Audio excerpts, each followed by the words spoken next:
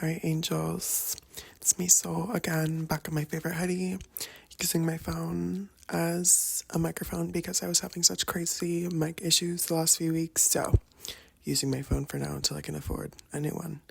I just want to thank everyone who has been watching and sharing and engaging with the work I've been putting out lately. I've gotten some really cool messages and comments so far, and I'm excited to continue to work on our critical thinking skills together because God knows they don't want us to use those, right?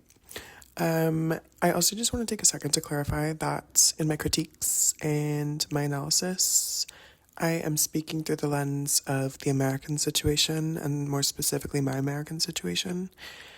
I am a Californian living in New York, so I don't know what it's like to live anywhere else but those two places.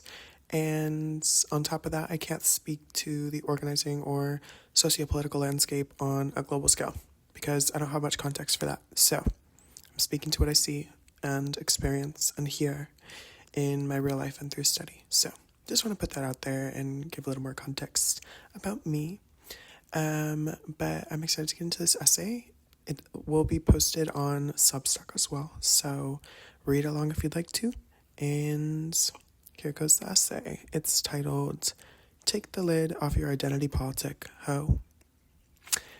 And I'm going to read it and leave a comment and let me know what you think. I had a dream about explaining a concept to someone. I explained that identity politics keeps the conversation controlled and limits us. Once we take the lid off, the possibilities of expansion in learning are limitless. Naturally, I woke up, wrote it down, and hit snooze on the first of my 4 morning alarms. These days, I'm sober, and I'm finding my dreams are more vivid and clear. They're becoming more aligned with the awake thoughts I rummage through in the daylight. So, of course, this gal had to write a think piece about the dream to try and decipher what this means in the context of what I'm working through currently. Now, my question for the reader, and selfishly more so for me. Does the concept of identity politics limit or expand our understandings of solidarity? I'm going to read that again. Does the concept of identity politics limit or expand our understandings of solidarity? I talk a lot about identity politics, right? But what the fuck is this all about, girl? What is the purpose of the identity politic? It's important to understand its origins first. Originating from the Combahee River Collective, the concept at its inception served the purpose of building solidarity within and for Black women who are systematically disadvantaged. In its original bones, the queer Black woman came together to form strategy for self-defense against a system designed without them in mind. What it's evolved into, textbook co-optation. Classic neoliberal bullshit. In Elite Capture by Olúfẹ Táíwò, the author argues what identity politics, wokeness, and the like have in common with everything else in our lives. The increasing domination of elite interests and control over aspects of our social system. Táíwò clarifies that it is not the original architects of identity politics that are at fault for the modern mutation that it has become. He argues the fault lies within elite interests and goals of domination. I'm still working through the book, but in this moment I have some questions. Despite its original blueprint of solidarity, has the modern identity politic become a modality of socio-political policing, even within our leftist circles? I see the reproduction of this conceptual capture of the identity politic on a smaller scale too. In our own communities, our own organizing circles, we in many ways utilize this capture of the identity politic to pacify and sustain the fabric of social identity, of morality, to stabilize, to not step on any toes, and instead of seeking to hold each other to tactical accountability, right? Maybe tangible accountability is a better word. Nonetheless, I'd argue we need to disrupt more, Let's get a little nasty with it, shall we? The architecture of the modern identity politic is designed to limit you, to be the concrete wall between you and the house of possibility. When we limit ourselves to identity markers, we lose nuance. Simultaneously, we risk ambiguity within political discussions and even our own reflections of self. Precision is lost in our politic when we can't identify complexity or multifaceted reality. We have to move past this notion that we can't be something because we are something else.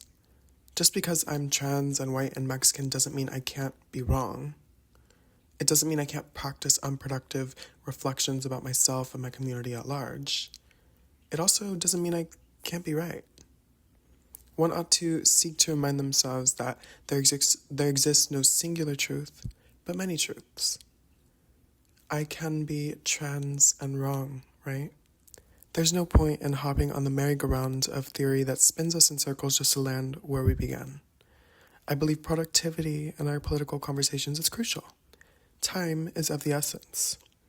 Consistently in my own life, I find myself deflecting accountability by using my identity as a sort of shield, and this is dangerous and stunts personal and collective growth. And I continually remind myself that my identity doesn't mitigate or excuse my fuck-ups. And I understand one might read this and prescribe me as a self-hating trans girl. Yeah, I get that. And I won't deny there are moments when I do resent my identity. I always tell my parents, who have had a hard time understanding me, you think I'd choose this life for fun? But no, after much time with myself and my community, I've come to understand and experience being a trans woman as a blessing. Truly, we are magic, and there's no discussion about it. I am thankful for my identity. I love being trans. And also, I feel the need to be clear here, though. The liberation of my mind in regard to this doesn't change the material conditions of the world. For me, the conditions in America. I can be free in my mind, but my body remains a vessel to be controlled and legislated against. I can free myself from the shackles of the identity politic, but the tangible, material conditions stay the same. This conversation does not seek to erase identity in its entirety, more so to point out the limitations of the modern neopolitic in regard to identity. We can and should acknowledge reality. This country seeps in the foundation of anti-blackness, and the rest of us, well, we're collateral. As I heard perfectly articulated in a reel that I can't find for the life of me, so if you know who I'm talking about who said this, let me know. Now, I guess I keep coming back to the question of, do identity politics as a concept hold weight for us? And I'm talking the original form, not the neoliberal talking point it's become. Should we attempt salvaging the framework, or is it too far gone? Will it get muddled in this neoliberal and elite mess we often find ourselves in? And the answer, well, girl, I don't know. I really don't. Many questions and so few answers. I do know that our identities don't make us infallible, and I acknowledge the importance of growing solidarity simultaneously. This is crucial. And I hope all this goes without saying, but this is not a case for the I don't see color crowd. It really isn't. It's actually quite the opposite.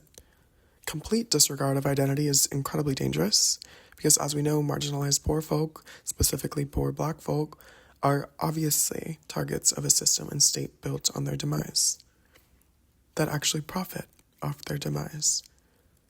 I won't stand to let my words be misconstrued here, and we can utilize our good friend Kimberly Crenshaw's work, who you better fucking know at this point, of intersectionality in tandem with the concept of contradiction. Friends, I see your color, I see your gender, I see your sexuality, I see your class status, but you're still wrong. It's as simple as that. Again, many truths, many realities. I just want to make sure I'm being clear here. And this is a facet of building solidarity. I don't really care to argue too much over specific frameworks, small potatoes as a friend would describe, but I'm just mapping out our contradictions. Anyways, I guess what really matters most is acknowledging reality. And the reality for me at this moment looks like naming bullshit when I see it. Naming my contradictions, our contradictions, your contradictions, despite and in light of our identities. I wear mine like a badge of honor at this point. I'm finally unafraid to admit that I'm not embarrassed by the fact that I've done good, I've done bad. I strive to do good and be good, but I know I'm limited, and I hope that's okay with everybody. It's definitely okay with me.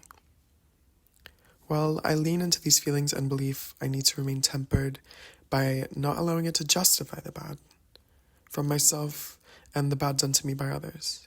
This idea is intended to excuse oneself from accountability. I would argue it actually serves the purpose of a radical accountability, which is a facet of sacred solidarity, another concept I'm still working out. Because I don't know, can a person be fully good or fully bad? I tend to believe not so much, it's more of a mix. But again, we need better community accountability. A type we don't see in the public eye right now, and certainly we need better accountability from our leaders, because they're trying to run us into the ground, aren't they? Thank you. Like and subscribe.